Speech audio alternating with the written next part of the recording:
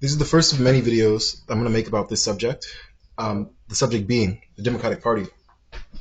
Now, ever since Trump has been elected, Democrats have been struggling greatly to, identify themselves with any sort of policy, to identify the way that they want to oppose Trump. And the reason for this is because the Democrats do not oppose Trump. The Democrats are not an opposition party. No opposition party that even remotely believes in something different than the acting government would just waste all of the constant political opportunities that Trump offers. Donald Trump is an idiot. He's a moron. He's a psychopath. He's a rapist. He's all sorts of things that should be so easy to run on. But Democrats still find trouble figuring out what it is that they really don't like about him. And the reason that they're struggling is because there's a lot that they actually do like. Right now, we are at war with Iran. We've been at war with Iran for over a month now. We have plunged the global energy markets into absolute chaos. Donald Trump has raised gas prices higher than any level seen in the last 30, maybe even 50 years. I don't have the particular numbers at hand. But despite this, Democrats continue constantly to, that whole war thing, we'll figure that out at some point. If Democrats oppose this war, then you would know it. It would be obvious. It would be clear. Democrats don't oppose this war. Democrats don't oppose Donald Trump. They don't oppose ICE. And they don't oppose any of these things because Democrats have long stopped practicing politics at all. So when people say that Democrats and Republicans are the same party, I would tell them that they're not right. But I don't think that the reason that they're different parties is because they have different beliefs. I think the reason that they're different parties is the approach that they take to achieve those beliefs. Ever since Ronald Reagan ushered in this new era of neoliberalism, where every politician in the United States was afraid to say that they like the government, that they think the government should help you, Democrats have very clearly decided they only care about that same project, that neoliberal project. How do I cut taxes, cut through all this red tape and regulation, and get money back into people's pockets? Trickle-down economics, as ridiculous of an idea as we all know it to be. But Democrats face an issue with Bill Clinton and Newt Gingrich, where wedge issues emerged. I'm not sure if it was his first or second term, but at some point, one of Bill Clinton's midterms, Republicans had no idea what to say. He's balancing the budget. He's cutting taxes. He's cutting welfare. I mean, Jesus, this guy's doing it all. What's left for us? And the Republicans decided, well, we still got racism, buddy. We still got racism. We hate the gays. We hate trans people weren't even a thing in the conservative mind yet, luckily, for trans people. But we hate the immigrants, except that's also a little bit more recent as well. But Republicans decided, we're going to talk about all the people that we hate. If we're going to build our political movement on this stupid, austere, conservative agenda of not giving anything to the people, and then also point at these various minorities that they can hate on all day, all night. They can do it 4 in the morning. They can do it 1 in the morning, 2 in the morning, 8 in the morning, 7, whenever. Hate on the minorities. It's time. That's what the Republicans believe. And so Democrats, in response to this, instead of saying, do you guys see how they're trying to distract you from our epic and awesome success with these stupid issues? Democrats said, no, we're still committed to this very similar agenda to the Republicans of cutting regulation, of cutting taxes, cutting red tape, they call it. They call it cutting red tape because when you say, I'm going to cut the regulations that make sure that your babies don't get poisoned when they're eating food from, the formula company, I'm going to cut the regulation that makes sure that we actually inspect these facilities that claim that they don't have any heavy metals in their processing, but who knows?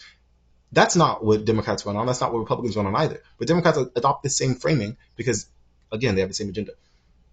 But Democrats, yes, instead of saying anything of substance, anything actually relating to politics, Democrats chose a bargain with the devil. They stopped doing politics entirely. While the Republicans will still advocate for their core economic policies of cutting taxes, Democrats completely abandon their big regulation agenda, or even the idea that companies need to be in any way controlled, in any way restrained from their worst impulses, that the environment needs to be cleaned up, any of these things. And the primary way that Democrats decided to do this was with identity politics. So they would say, well, we love the gays, starting in 2015, by the way. You had Nancy Pelosi on her own in San Francisco, starting in 2015. Democrats actually picked up the idea that gay people might be humans. Before that, it was all civil unions. But they say, yes, we love the gays, we love the blacks, and the civil rights movement. The civil rights movement, which was a failure. The civil rights movement did not integrate this country. It did not establish equality amongst the races within this country. The civil rights movement had very marginal and specific gains, and the Republicans, in the time since, have completely undone all of it. So, again, another issue. What do you mean, Democrats? You guys actually don't have any credibility here either. And then, much later on, in the Trump administration, with immigrants as well. But the point with that is to say that Democrats have adopted a strategy of pretending to care about things they don't care about, while Republicans have adopted a strategy of loudly hating the things that they hate. Of course, the Republicans are going to be more successful. They actually believe in what they're saying. The Democrats don't. And so when we finally ended up with our crazy, orange fascist, whatever you want to call him, president, Donald Trump, in 2016, the Democrats were at a loss. They had no idea what to do until the 2016 midterms came around. And right before this, you had huge fights with Donald Trump in the Senate and the House trying to pass these cuts to Obamacare. He wanted to get rid of it entirely and replace it with nothing. He wanted to literally just roll us back to the even shittier healthcare system that we had in the 90s and early 2000s. Not give us an alternative that's a different sort of shitty, literally the same shittiness that everyone already understood, that everyone knew, and that everyone also has internalized as their lot in life, their burden, their destiny, because we live in a society where people are taught to blame themselves for the government's failures. But Donald Trump trying to repeal the ACA gave Democrats a huge opportunity where all they had to do was say, we don't want to get rid of your health care.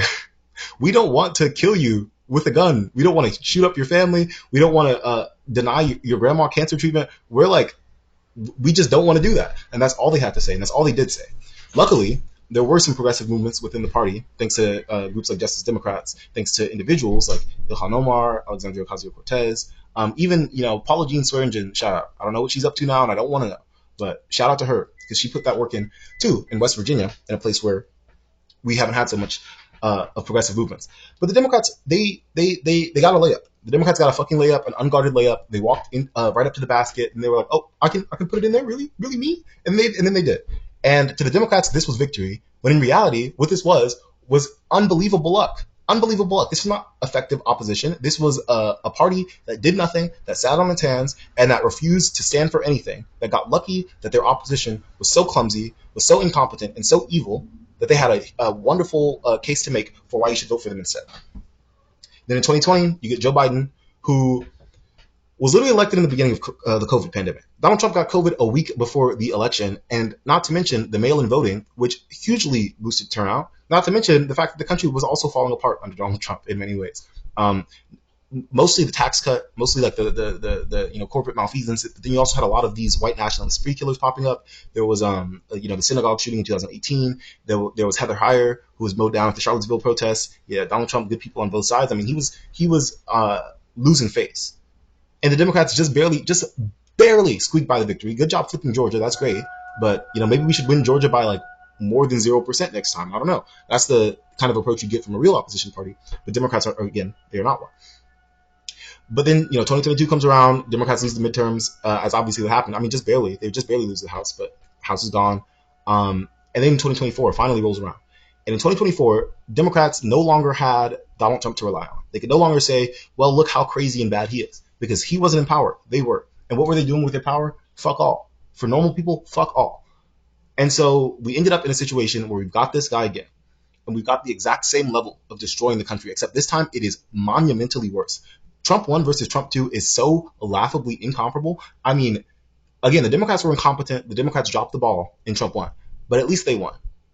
But Trump was a lot less dangerous than Trump 1 as well. Trump had a horrible time getting his agenda through. Trump had all kinds of cabinet officials resigning all the time, constant leaks. The press was incredibly antagonistic towards him, and he didn't institute he didn't have he didn't understand how to target the press in his first term the way that he does now, by getting his homies to just buy up all the outlets like CBS, like TikTok, and then turn the White House briefing room into a pit of monkeys.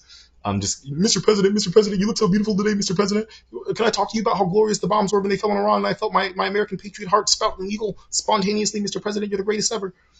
Like that's genuinely how our reporters are speaking to the president now, and they didn't have that in Trump 1. But this time around, I mean, talk about a layup. This is. I mean, if I was older, if I was 10 years older, none of this. I mean, shit. We should have like 40 row comments. We should have 40 people calling these people the Epstein class. 40 people just putting them through the ringer day in, day out. And we should be building a mass movement on the backs of the fact that this person, this president, is evil. He is a monster who doesn't care about you, who will sacrifice the entire world for his ego, including you. The whole gamble of this country is that you can have a president who will sacrifice the entire world except for you.